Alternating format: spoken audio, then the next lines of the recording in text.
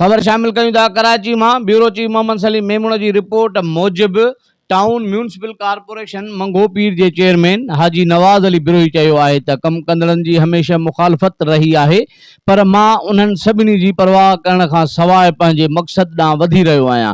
जॾहिं त असांजो शहर नओं शहर आहे ऐं अक्सर आबादी कबीलनि ऐं ॻोठनि ते मुश्तमिल आहे, उन करे हितां जा मसइला बि मुख़्तलिफ़ आहिनि, छाकाणि त उहे आबादियूं तमामु पुराणियुनि ऐं ॾूराहनि हंधनि ते आहिनि, जिन हंधनि ते जेकी मुश्किलातूं पेश अचनि थियूं उन्हनि में सभ खां वधीक मसइलो पाणी ऐं नेकाल जो आहे। हिन वक़्तु असांजो तमामु घणो ध्यानु गंदे पाणी जी नेकाल जे कम ते आहे ऐं उमेद आहे त जेकी कम शुरू कया विया आहिनि उहे जल्द खां जल्द मुकमल कया वेंदा, जंहिंसां मसइलनि खे उजागर कयो वेंदो, उन्हनि कमनि मां अवाम फ़ाइदो हासिल करे सघे थो। अहिड़नि ख़्यालनि जो इज़हार हिन UC3 आफरीदी ॻोठ में हलंदड़ सेवरेज लाइन जे कम जो मुआइनो कंदे कयो। उन मौक़े ते म्यूनिसिपल कमिश्नर आगा खलीक, वाइस चेयरमैन राणा साणस गॾु हुया। आरिफ सुपरिटेंडेंट इंजीनियर हसन शेख, सब इंजीनियर जुनेद ऐं सिद्दीकी ॿिया पिणु मौजूदु हुया।